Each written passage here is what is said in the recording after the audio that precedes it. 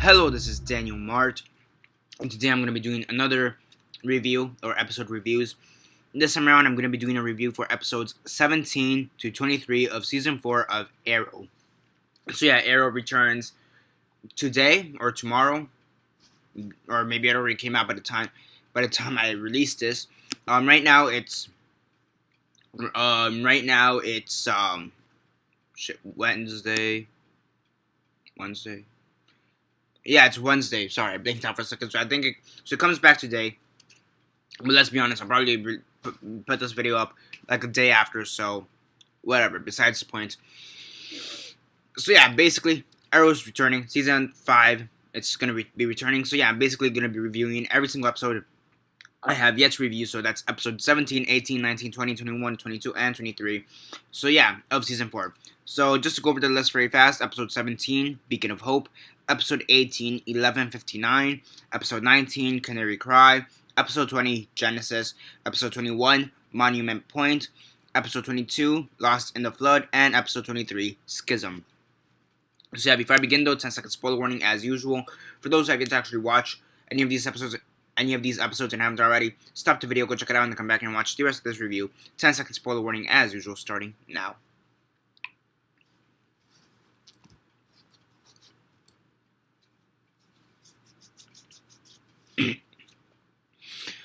Okay, so 10 seconds are up. So for those who have yet to actually watch these episodes and haven't already, please don't comment down below or be messaging me that never gave you a fair warning, because as usual, I did.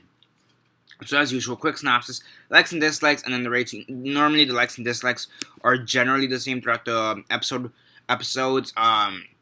If anything, I'll say like anything I didn't specifically like about the episode, or anything I did like about the episode, I'll normally say it, but they're normally the same. So first off, episode 17, Beacon of Hope. Brie Larvin, she comes back and she basically decides to make these bionicle bees. She basically decides to get these bionicle bees, and she's trying to get the device that Felicity has that allows her to walk. She's trying to get that because Brie Larvin has a tumor, and somehow this little mechanism is gonna help her get rid of the tumor. Okay, sure. Why not? I mean, sure. Yeah, in this episode we also find out that Andy is still working with Dark, and as for the flashbacks, you just have Oliver and Ryder fighting to see who gets the idol.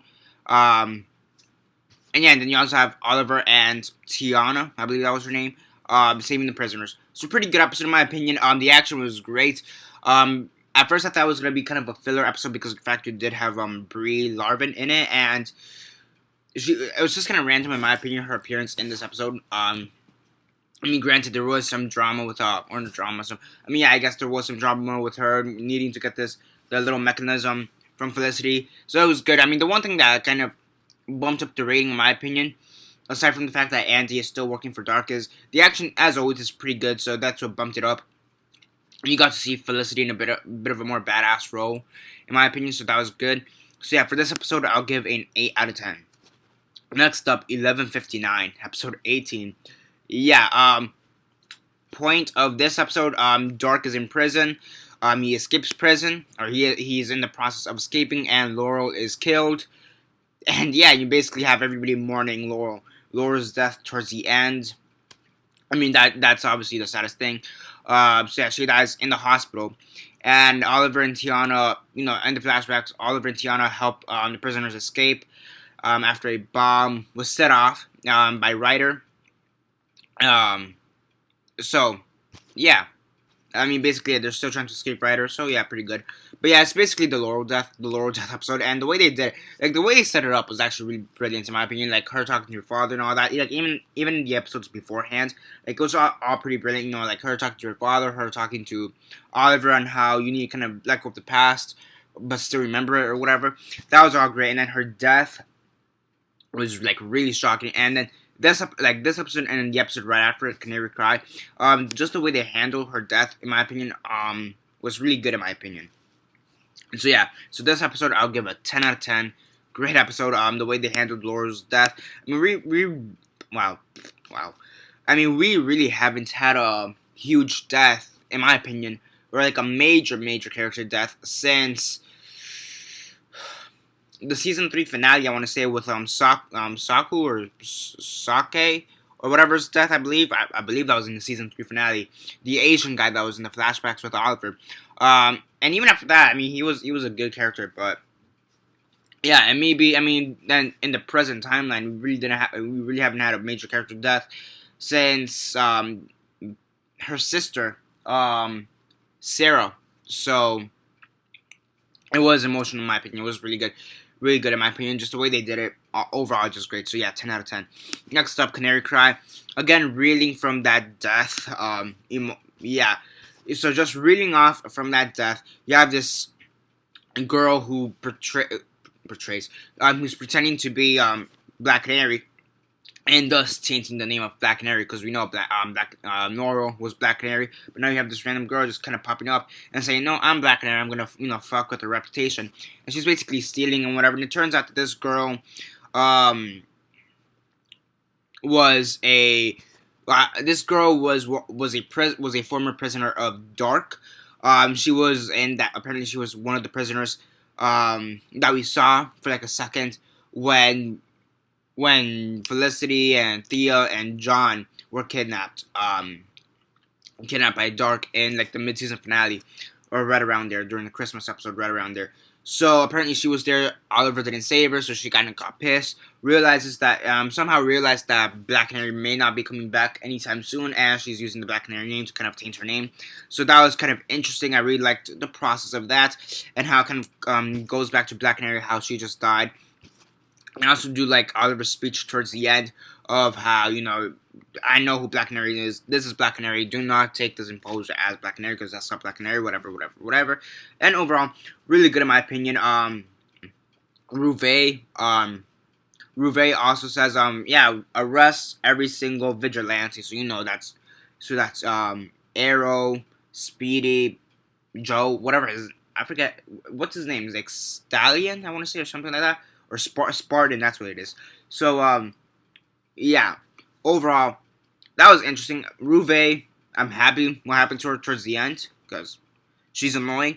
She's kind of annoying, like, in that, and like Dolores Umbridge. Like, from Harry Potter, she's just annoying, you just love to hate her, which, yeah, like, she just has, yeah. The actress for, I'm not gonna lie, the actress for her is actually pretty good. It's one of those things I kind of just realized right after her big event, which I'm not gonna say at the moment. But yeah, like, it's one of those things. She's actually a pretty decent actress. And yeah, sorry. So yeah, what was I gonna say? Where was I?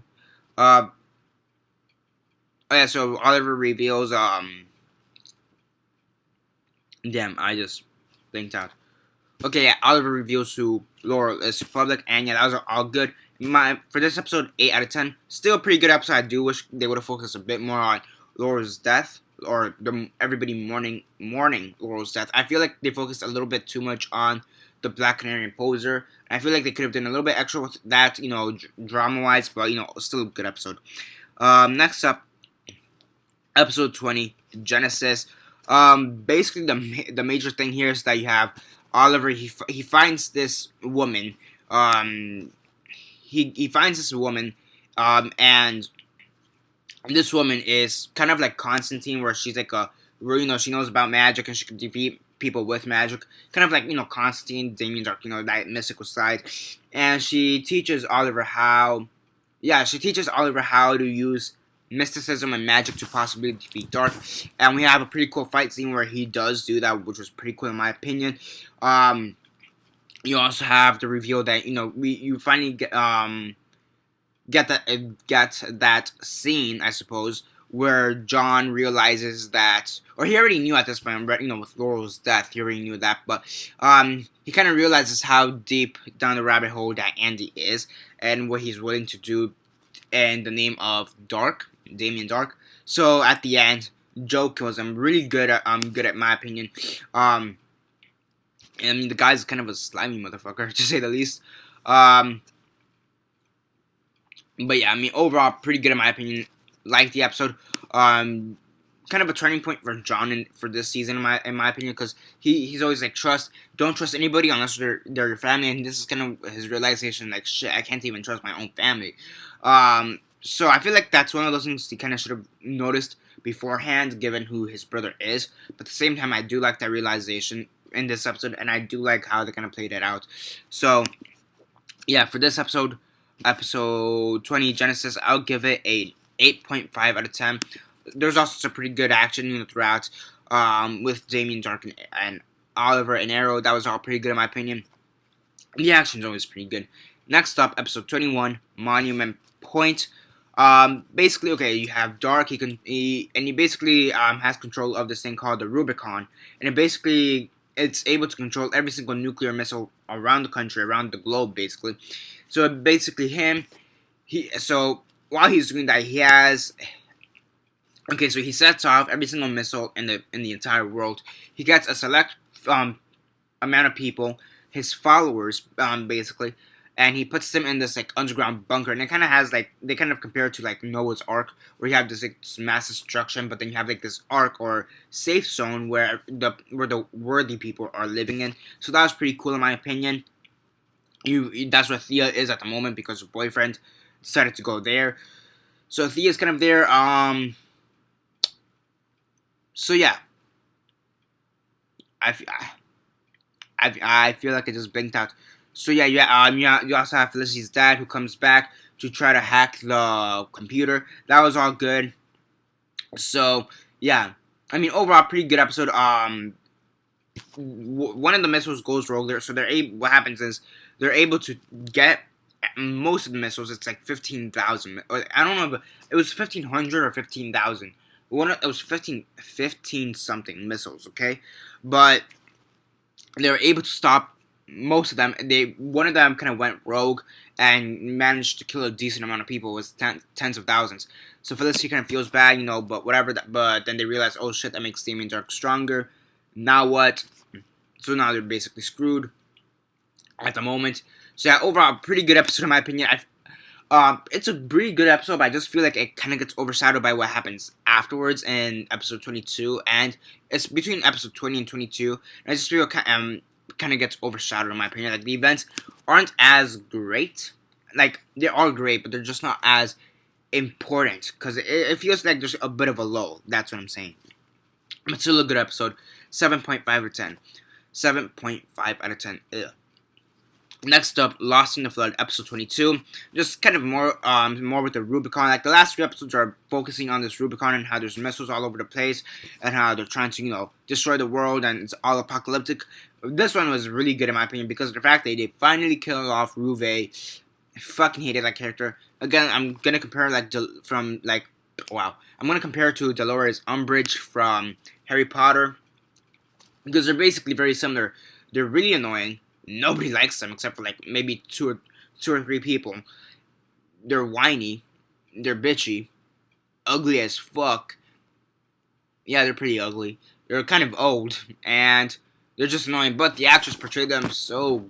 The actresses are pretty good or pretty great or whatever. And so you just love to hate them or hate. Yeah, you love to hate them. So I mean that's basically the best part of that episode. Ruve dead. Yeah, I mean, overall, just that. Again, you have some stuff with the underground and whatnot. But yeah, that's basically the main point. Again, you do have the stuff with Thea and Merlin, and how Thea's kind of working for Merlin at the moment. So there is that. She was drugged. It's not voluntarily per se, but like she was drugged. So yeah, but you do have Oliver and John. I was about to say Joe. You do have Oliver and John who do come back for Thea and say, hey, you're not yourself. Be yourself. So that was all good and dandy. Overall, still a pretty good episode. Again, killing off Ruve was the best part in my opinion. So, yay. Overall, still some more stuff with Felicity and her dad. You also get a pretty funny scene where Curtis is like, hey, your dad has a really similar name to this really one infamous hacker who's like one of the best hackers in the universe. Oh wait, oh shit, that is your dad. Well, that explains a lot. So that was pretty good. You also do get some pretty good tension with Felicity and her dad and her mom. You know how he wasn't there, always there for her, but he's like, well, you know, maybe if you would have given me a chance, like to the mom, maybe things would have turned out differently. So there is that. That was pretty cool. Cool in my opinion, really good in my opinion, just to set up more tension. And I wouldn't really mind seeing the dad again in like future episodes because I think he is pretty interesting in that relationship. I do that relationship between the Felicity's mom and dad could be further explored. And even after that, like there was a hint where towards the end, like before this episode, Felicity, even I mean before the end of this episode, Felicity will be like, "Never call me sweetheart, never call me sweetheart, never just call me Felicity, and I'll always call you." Whatever his name is, I forget what it is. It was something with a C, but whatever. But you know, never call me sweetheart, and I'll never call you dad. This is just purely business. But towards the end of the episode, he's like, "We did it, sweetheart," and he's like, "Yeah, we did that," or something like that. And the mom kind of notices that, but I'm like, that's really interesting because she didn't really backtrack because literally early in the episode she hugged the dad because she was worried, and she's like, "Oh wait, you're not my dad. Because you're a douchebag, you're a criminal. So what am I doing?" So it was kind of interesting in that perspective. So yeah, but you know, I do kind of want to see him in future episodes. I don't have to. I'm not. He doesn't have to be like a recurring character. Like he doesn't have to be like as big as Quentin. You know what I mean? But he could be like every few episodes. You know, maybe 4 or 5 episodes per season. That'd be good. You know, just a few episodes. So yeah, and next up, yeah, for episode 22, I'll give an 8.5 out of 10.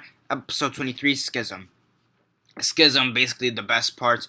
They're trying to shut down the Rubicon, make sure nobody dies because of all these nuclear explosions are just going everywhere, basically. And Oliver, he manages to convince the city.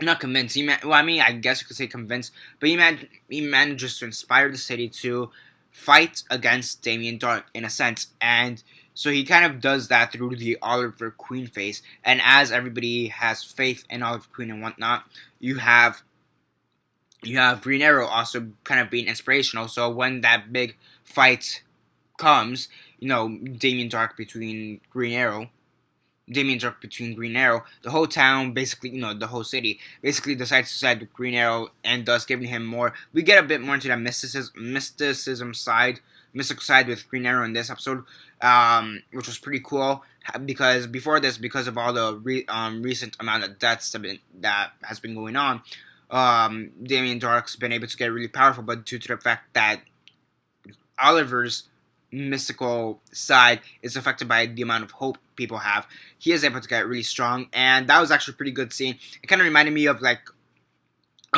Dark Knight scene in the Dark Knight Returns, where you have like the citizens versus like it was like the police versus the criminals, and they all kind of went at each other. It was kind of similar to that, where you have the citizens of Star City going up against the soldiers, Damien Dark's army, and that was pretty cool in my opinion. I really like that scene, and overall just great. Yanni Deuce and Damien Dark does die, and not the one question I do have, it's really random in my opinion, but the one question I do have is, what do you do with the daughter now? Like straight up, what do you do with the daughter? Like, yeah, where does she go?